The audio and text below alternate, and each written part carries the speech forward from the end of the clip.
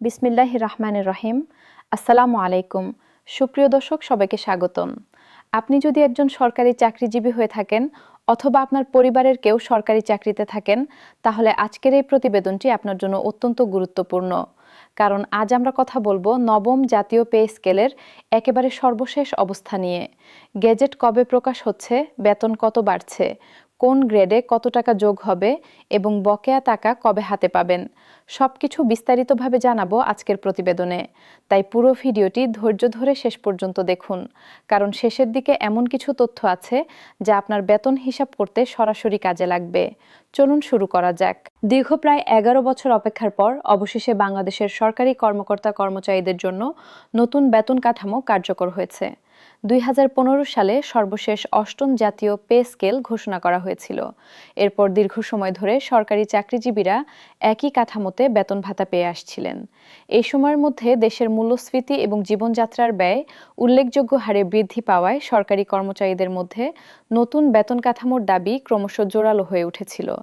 গত 11 জুন জাতীয় সংসদে 2026-27 অর্থ বছরের বাজেট বক্তৃতা উপস্থাপনকালে অর্থ ও পরিকল্পনা মন্ত্রী আমির খসরু মাহমুদ চৌধুরী ঘোষণা দেন যে আগামী 1 জুলাই থেকে ধাপে ধাপে নবম জাতীয় পে স্কেল বাস্তবায়ন করা হবে।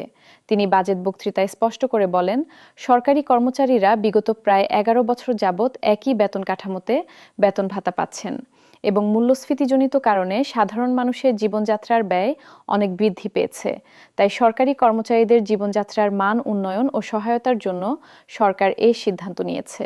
এবং প্রিয় দর্শক, এই ঘোষণা অনুযায়ী 1 জুলাই তারিখেই নতুন পে স্কেল কার্যকর হয়ে গেছে। অর্থাৎ আজকের হিসেবে নতুন বেতন কাঠামো ইতিমধ্যে কার্যকর অবস্থায় রয়েছে। তবে একটি গুরুত্বপূর্ণ বিষয় এখানে খেয়াল রাখতে হবে। কার্যকর হওয়া মানেই কিন্তু ব্যাংক হিসাবে টাকা চলে আসা নয়। আনুষ্ঠানিক গেজেট বা প্রজ্ঞাপন প্রকাশে কিছুটা বিলম্ব হচ্ছে। সর্বশেষ পাওয়া তথ্য অনুযায়ী 6 জুলাই প্রকাশিত এক প্রতিবেদনে জানা গেছে যে সরকারি কর্মকর্তা কর্মচারীদের নতুন বেতন কাঠামোর আনুষ্ঠানিক গেজেট প্রকাশে বিলম্ব হলেও এটি চলতি বছরের 1 জুলাই থেকেই কার্যকর হিসেবে গণ্য করা হবে। এর মানে হলো, গেজেট যখনই প্রকাশ হোক না কেন, বেতন বৃদ্ধির হিসাব শুরু হবে 1 জুলাই থেকেই। ফলে চাকরিজীবীরা গেজেট প্রকাশের পর বর্ধিত বেতন ভাতার পাশাপাশি বকেয়া অর্থ অর্থাৎ অ্যারিয়ার একসঙ্গে পাবেন।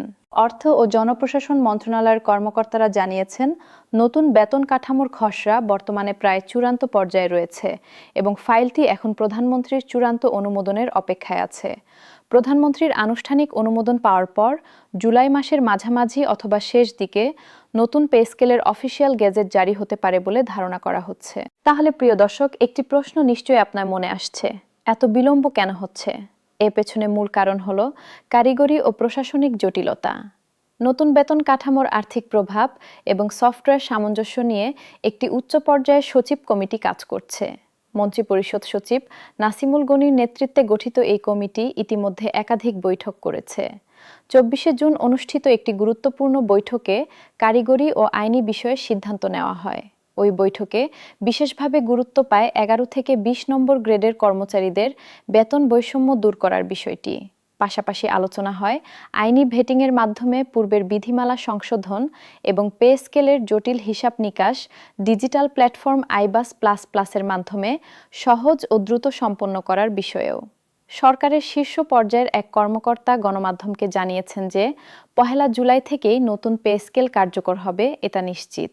তবে বেসিকের 50% বৃদ্ধি পাবে নাকি একবারেই শতভাগ বৃদ্ধি পাবে, এই বিষয়টি শেষ মুহূর্ত পর্যন্ত আলোচনার টেবিলে ছিল। এবং প্রিয় দর্শক, এখানেই আসছে আজকের সবচেয়ে গুরুত্বপূর্ণ আপডেট। সর্বশেষ তথ্য অনুযায়ী সরকার প্রাথমিকভাবে 3 ধাপে নবম পে স্কেল বাস্তবায়নের পরিকল্পনা করলেও সফটওয়্যার ও কারিগরি জটিলতা এড়াতে এখন 2 ধাপে বাস্তবায়নের নীতিগত সিদ্ধান্ত নেওয়া হয়েছে। প্রথম ধাপ, যা 1 জুলাই থেকে কার্যকর হচ্ছে, সেখানে integrated budget and accounting system অর্থাৎ আইবাস প্লাস প্লাসের কারিগরি জটিলতা এড়াতে প্রথম ধাপেই শতভাগ মূল বেতন একবারে কার্যকর করার জোরালো সুপারিশ করা হয়েছে। এর মানে হলো, বারবার আংশিক বৃদ্ধি করে জটিলতা তৈরি না করে একবারেই সম্পূর্ণ মূল বেতন কাঠামো চালু করার দিকে সরকার এগোচ্ছে। এই সিদ্ধান্তের পেছনে একটি বড় কারণ রয়েছে। বাংলাদেশ সরকারি কর্মকর্তা কর্মচারী কল্যাণ সমিতির আহ্বায়ক আব্দুল মালেক একটি গুরুত্বপূর্ণ পয়েন্ট তুলে ধরেছেন। তিনি বলেছেন, ধাপে ধাপে মূল বেতন কার্যকর হলে একই কর্মচারীর জন্য একাধিকবার পে ফিক্সেশন করতে হবে, যা প্রশাসনিক জটিলতা এবং সফটওয়্যারের ত্রুটির ঝুঁকি বাড়াবে। বিশেষ করে যারা অবসরের কাছাকাছি রয়েছেন, তাদের পেনশন ও গ্র্যাচুইটি নির্ধারণে এটি বড় ধরনের জটিলতা তৈরি করতে পারে। এই কারণে তিনি প্রথম ধাপেই শতভাগ মূল বেতন কার্যকর করে পে ফিক্সেশন সম্পন্ন করার প্রস্তাব দিয়েছেন এবং সরকারও মনে হচ্ছে এই যুক্তির সঙ্গে একমত হয়ে 2 ধাপের মডেলের দিকে এগোচ্ছে। তাহলে প্রিয় দর্শক, এখন আসা যাক সবচেয়ে গুরুত্বপূর্ণ বিষয়ে। আপনার বেতন আসলে কত বাড়বে? চলুন গ্রেড ভিত্তিক পুরো হিসাবটা বিস্তারিতভাবে জেনে নিই। নবম জাতীয় বেতন কমিশন সর্বনিম্ন মূল বেতন ৮,২৫০ টাকা থেকে বাড়িয়ে ২০,০০০ টাকা নির্ধারণের সুপারিশ করেছে। অন্যদিকে সর্বোচ্চ মূল বেতন ৭৮,০০০ টাকা থেকে বাড়িয়ে ১,৬০,০০০ টাকা করার সুপারিশ করা হয়েছে। কমিশন সরকারি চাকরির ২০টি গ্রেড আগের মতোই বহাল রাখার সুপারিশ করেছে। এখন প্রতিটি গ্রেডের বিস্তারিত তথ্য দেখে নেওয়া যাক। গ্রেড ১A বর্তমানে মূল বেতন ৭৮,০০০ টাকা। নতুন কাঠামোতে এটি বেড়ে দাঁড়াবে ১,৬০,০০০ টাকায়। গ্রেড ২A বর্তমান মূল বেতন ৬৬,০০০ টাকা। নতুন কাঠামোতে এটি হবে ১,৩২,০০০ টাকা। গ্রেড ৩A বর্তমান মূল বেতন ৫৬,৫০০ টাকা। নতুন কাঠামোতে এটি বেড়ে হবে ১,১৩,০০০ টাকা।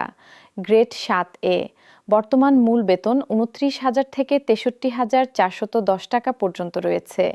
নতুন কাঠামোতে এটি বেড়ে হবে ৪৩,৫০০ থেকে ৯৫,১১৫ টাকা পর্যন্ত। গ্রেড ৮A বর্তমান মূল বেতন ২৩,০০০ থেকে ৫৫,৪৭০ টাকা পর্যন্ত। এটি বেড়ে দাঁড়াবে ৩৪,৫০০ থেকে ৮৩,২০৫ টাকা পর্যন্ত। গ্রেড ৯A বর্তমান মূল বেতন ২২,০০০ থেকে ৫৩,০৬০ টাকা পর্যন্ত। নতুন কাঠামোতে এটি হবে ৩৩,০০০ থেকে ৭৯,৫৯০ টাকা পর্যন্ত। গ্রেড ১০ বর্তমান মূল বেতন ১৬,০০০ থেকে ৩৮,৬৪০ টাকা পর্যন্ত। নতুন কাঠামোতে এটি বেড়ে হবে ২৪,০০০ থেকে ৫৭,৯৬০ টাকা পর্যন্ত।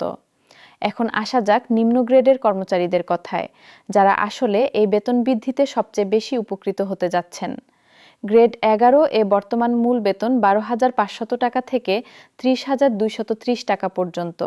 বেসিক শতভাগ বৃদ্ধি পেলে এটি দাঁড়াবে ২৫,০০০ থেকে ৬০,৪৬০ টাকা পর্যন্ত। গ্রেড ১২ বর্তমান মূল বেতন ১১,৩০০ টাকা থেকে ২৭,৩০০ টাকা পর্যন্ত। এটি বেড়ে হবে ২২,৬০০ টাকা থেকে ৫৪,৬০০ টাকা পর্যন্ত। প্রিয় দর্শক, এখানে একটি গুরুত্বপূর্ণ তথ্য শেয়ার করা দরকার।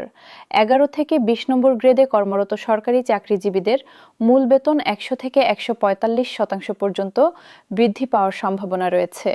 এটি এখন পর্যন্ত পাওয়া সবচেয়ে বড় বৃদ্ধির হার। এর মানে হলো, যারা সবচেয়ে কম বেতনে চাকরি করেন তারাই সবচেয়ে বেশি হারে সুবিধা পেতে যাচ্ছেন। সরকার স্পষ্টভাবে বলেছে, নিম্ন আয়ের সরকারি কর্মচারীদের আর্থিক সুবিধা নিশ্চিত করতে ১১ থেকে ২০ গ্রেডের কর্মচারীদের বেসিক বেতন শতভাগ বৃদ্ধি করার বিষয়টি বিশেষভাবে গুরুত্ব দিয়ে বিবেচনা করা হচ্ছে। এখন একটি গুরুত্বপূর্ণ পরিসংখ্যানের কথা বলি। বর্তমান বেতন কাঠামোতে সর্বনিম্ন এবং সর্বোচ্চ বেতনের অনুপাত ছিল ১:৯.৪। নতুন কাঠামোতে এই অনুপাত কমিয়ে ১:৮ নামিয়ে আনা হচ্ছে। এই অনুপাত যত কম হয় ততই বৈষম্য কম বোঝায়। তুলনামূলকভাবে বলা যায়, ১৯৭৩ সালে স্বাধীন বাংলাদেশের প্রথম বেতন কমিশনে এই অনুপাত ছিল ১:১৫.৪। অর্থাৎ নতুন কাঠামোতে এই অনুপাত দেশের ইতিহাসে সর্বনিম্ন পর্যায়ে নেমে আসছে, যা প্রমাণ করে সরকার আয় বৈষম্য কমানোর দিকে মনোযোগ দিয়েছে। প্রিয় দর্শক, এবার চলুন কথা বলি ভাতা এবং অন্যান্য সুযোগ সুবিধা নিয়ে। শুধু মূল বেতন নয়, নতুন পে স্কেলে বিভিন্ন ভাতা ও অন্যান্য সুযোগ সুবিধাও উল্লেখযোগ্য হারে বাড়ানোর সুপারিশ করা হয়েছে। বাড়ি ভাড়া ভাতা, চিকিৎসা ভাতা, যাতায়াত ভাতা যৌক্তিক হারে বাড়ানোর সুপারিশ রয়েছে। বৈশাখী ভাতা ২০% থেকে বাড়িয়ে ৫০% উন্নীত করার প্রস্তাব করা হয়েছে। এছাড়া নিম্ন আয়ের পেনশনভোগীদের জন্য ২০,০০০ টাকার নিচে পেনশন প্রায় দ্বিগুণ করার সুপারিশও রয়েছে। পাশাপাশি স্বাস্থ্য বীমা এবং কর্মচারী কল্যাণ বোর্ড পুনর্গঠনের বিষয়েও আলোচনা চলছে। একজন সাধারণ হিসাব দিয়ে বিষয়টি আরও পরিষ্কার করা যাক। সর্বনিম্ন গ্রেডে বাড়ি ভাড়াসহ মূল বেতনের সঙ্গে সব ভাতা যোগ করলে মোট বেতন দাঁড়াবে ৪১,৯০৮ টাকা। ভাবুন তো, যেখানে বর্তমানে সর্বনিম্ন গ্রেডের একজন কর্মচারীর হাতে মোট বেতন এর অর্ধেকেরও কম আসত, সেখানে নতুন কাঠামোতে এই অঙ্ক কতটা স্বস্তির খবর বয়ে আনবে। এখন প্রিয় দর্শক, চলুন কথা বলি এই বিশাল পরিবর্তনের আর্থিক দিক নিয়ে। অর্থ মন্ত্রণালয়ের হিসাব অনুযায়ী নতুন পে স্কেলের প্রস্তাব পুরোপুরি কার্যকর করতে সরকারের অতিরিক্ত প্রায় ১,৬০,০০০ কোটি টাকা প্রয়োজন হবে। এই বিশাল ব্যয়ের চাপ সামাল দিতেই সরকার কৌশলগতভাবে ধাপে ধাপে বাস্তবায়নের সিদ্ধান্ত নিয়েছে। চলতি ২০২৬-২৭ অর্থবছরের বাজেটে এই খাতে প্রায় ৩০ থেকে ৩৫,০০০ কোটি টাকা আলাদাভাবে বরাদ্দ রাখার পরিকল্পনা রয়েছে। অর্থনীতিবিদরা মনে করছেন, দীর্ঘ ১১ বছর পর সরকারি চাকরিজীবীদের বেতন বৃদ্ধির এই সিদ্ধান্ত সময়োপযোগী হলেও এর ফলে বাজারে যাতে মূল্যস্ফীতির অতিরিক্ত চাপ তৈরি না হয়, সেজন্য নিত্য প্রয়োজনীয় পণ্যের দাম নিয়ন্ত্রণে সরকারকে সমান গুরুত্ব দিতে হবে। কারণ একদিকে সরকারি কর্মচারীদের হাতে বাড়তি টাকা আসবে, অন্যদিকে বাজারে চাহিদা বাড়লে দ্রব্যমূল্য বাড়তে পারে। তাই সরকারকে দুটো বিষয় একসঙ্গে সামলাতে হবে। প্রিয় দর্শক, এখন আসা যাক আরেকটি গুরুত্বপূর্ণ প্রশ্নে। নতুন পে স্কেল প্রক্রিয়া শুরুটা কিভাবে হয়েছিল? গত জানুয়ারি মাসের ২১ তারিখে সাবেক অর্থ সচিব জাকির আহমেদ খানের নেতৃত্বে গঠিত নবম জাতীয় বেতন কমিশন তাদের চূড়ান্ত প্রতিবেদন প্রধান উপদেষ্টার কাছে জমা দেয়। এরপর এই প্রতিবেদন পর্যালোচনার জন্য একটি রিভিউ কমিটি গঠন করা হয়। পরবর্তীতে এপ্রিল মাসের ২১ তারিখে সরকার জাতীয় বেতন commission, judicial service pay commission এবং সশস্ত্র বাহিনী বেতন কমিশন সংক্রান্ত সুপারিশ প্রণয়ন কমিটি পুনর্গঠন করে। এই কমিটি ৩টি পৃথক প্রতিবেদন তৈরি করে, যা নিয়ে একাধিক উচ্চ পর্যায়ের বৈঠক অনুষ্ঠিত হয়। ১৮ জুন অনুষ্ঠিত একটি বৈঠকে বেসামরিক প্রশাসন, জুডিশিয়াল সার্ভিস এবং সশস্ত্র বাহিনীর বেতন কাঠামো পর্যালোচনা করা হয়। এরপর ২৪ জুন সচিব কমিটির বৈঠকে কারিগরি ও আইনি দিক চূড়ান্ত করার কাজ এগিয়ে নেওয়া হয়। এই পুরো প্রক্রিয়াটি প্রধানমন্ত্রী তারেক রহমানের নেতৃত্বাধীন সরকারের নীতিগত সিদ্ধান্তের অধীনে চলছে। প্রধানমন্ত্রী স্পষ্টভাবে নির্দেশনা দিয়েছেন যে ১ জুলাই থেকেই নতুন পে স্কেল বাস্তবায়ন করতে হবে। তবে দেশের সামষ্টিক অর্থনৈতিক পরিস্থিতি এবং মূল্যস্ফীতির চাপ বিবেচনায় রেখে একযোগে নয়, ধাপে ধাপে এই পে স্কেল বাস্তবায়নের সিদ্ধান্ত নেওয়া হয়েছে। প্রধানমন্ত্রীর কার্যালয়ের একজন কর্মকর্তা নাম প্রকাশ না করার শর্তে গণমাধ্যমকে বলেছেন, প্রধানমন্ত্রী আগামী ১ জুলাই থেকেই নতুন পে স্কেল বাস্তবায়নের স্পষ্ট নির্দেশনা দিয়েছেন। ফলে জুলাই থেকে সরকারি চাকরিজীবীরা নতুন কাঠামোতে বেতন পাবেন। এ নিয়ে এখন আর কোনো সংশয় নেই। বাংলাদেশ সরকারি কর্মকর্তা কর্মচারী কল্যাণ সমিতি এর আগে একাধিকবার তাদের দাবি নিয়ে কর্মসূচি পালন করেছে। মার্চ মাসে সংগঠনটি দেশব্যাপী ৬ দিনের কর্মসূচি ঘোষণা করেছিল। তাদের মূল দাবি ছিল অবিলম্বে নবম পে স্কেল ঘোষণা এবং বাস্তবায়ন। এখন যেহেতু বাস্তবায়নের ঘোষণা এসে গেছে, তাদের দৃষ্টি এখন পুরোপুরি গেজেট প্রকাশ এবং বেতন হাতে পাওয়ার দিকে। প্রিয় দর্শক, একটি প্রশ্ন নিশ্চয়ই আপনাদের মনে ঘুরপাক খাচ্ছে। বর্ধিত বেতন আসলে কবে নাগাদ ব্যাংক হিসাবে জমা হবে? সরকারি কর্মকর্তারা জানিয়েছেন, জুলাই থেকে পে স্কেল কার্যকর হলেও প্রকৃত অর্থে টাকা হাতে পেতে ২ থেকে ৩ মাস সময় লাগতে পারে।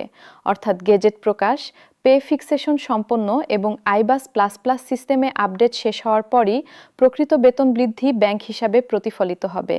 তবে সুখবর হলো, যেহেতু ১ জুলাই থেকেই কার্যকর হিসেবে গণ্য করা হচ্ছে, তাই যে কয় মাস দেরি হবে সেই সময়ের পুরো বকেয়া টাকা একসঙ্গে অ্যারিয়ার হিসেবে পরিশোধ করা হবে। তাই প্রিয় দর্শক, ধৈর্য ধরুন, কারণ কিছুটা সময় বিলম্ব হলেও আপনার প্রাপ্য টাকা থেকে ১ টাকাও কম পাবেন না। বরং গেজেট প্রকাশের পর একসঙ্গে বড় অঙ্কের বকেয়া হাতে পাওয়ার সম্ভাবনা রয়েছে। এখন সংক্ষেপে আজকের পুরো প্রতিবেদনের গুরুত্বপূর্ণ পয়েন্টগুলো আরেকবার মনে করিয়ে দিই। প্রথমত, নবম জাতীয় পে স্কেল ১ জুলাই থেকেই কার্যকর হিসেবে গণ্য হচ্ছে। দ্বিতীয়ত, আনুষ্ঠানিক গেজেট জুলাই মাসের মাঝামাঝি বা শেষ দিকে প্রকাশিত হতে পারে। তৃতীয়ত, সরকার ৩ ধাপের পরিবর্তে ২ ধাপে বাস্তবায়নের দিকে এগোচ্ছে এবং প্রথম ধাপে শতভাগ মূল বেতন কার্যকর করার সুপারিশ রয়েছে। চতুর্থত, সর্বনিম্ন মূল বেতন ২০,০০০ টাকা এবং সর্বোচ্চ মূল বেতন ১,৬০,০০০ টাকা নির্ধারণের সুপারিশ রয়েছে। পঞ্চমত, ১১ থেকে ২০ গ্রেডের কর্মচারীরা সবচেয়ে বেশি হারে সুবিধা পাবেন, যেখানে বৃদ্ধির হার ১০০ থেকে ১৪৫% পর্যন্ত হতে পারে। ষষ্ঠত, গেজেট প্রকাশের পর 1 জুলাই থেকে হিসেব করে সম্পূর্ণ বকেয়া অ্যারিয়ার হিসেবে একসঙ্গে পরিশোধ করা হবে। প্রিয় দর্শক, আমরা প্রতিটি আপডেট আপনাদের কাছে সবার আগে পৌঁছে দেওয়ার চেষ্টা করি। গেজেট প্রকাশ হওয়া মাত্রই বিস্তারিত গ্রেড ভিত্তিক পূর্ণাঙ্গ বেতন তালিকা এবং প্রতিটি ভাতার সঠিক পরিমাণ নিয়ে আমরা নতুন ভিডিও নিয়ে হাজির হব। তাই চ্যানেলটি সাবস্ক্রাইব করে রাখুন এবং নোটিফিকেশন বেল আইকনে ক্লিক করে রাখুন, যাতে নতুন কোনো আপডেট এলে সঙ্গে সঙ্গে জানতে পারেন। আপনার মতামত আমাদের কাছে গুরুত্বপূর্ণ। আপনি কোন গ্রেডে আছেন এবং নতুন পে স্কেলে আপনার বেতন কেমন বাড়বে বলে আশা করছেন তা কমেন্ট বক্সে জানান। আপনার মতামত অন্য দর্শকদেরও সাহায্য করবে। আজকের প্রতিবেদন এখানেই শেষ করছি। সবাই ভালো থাকুন, সুস্থ থাকুন। আল্লাহ হাফেজ।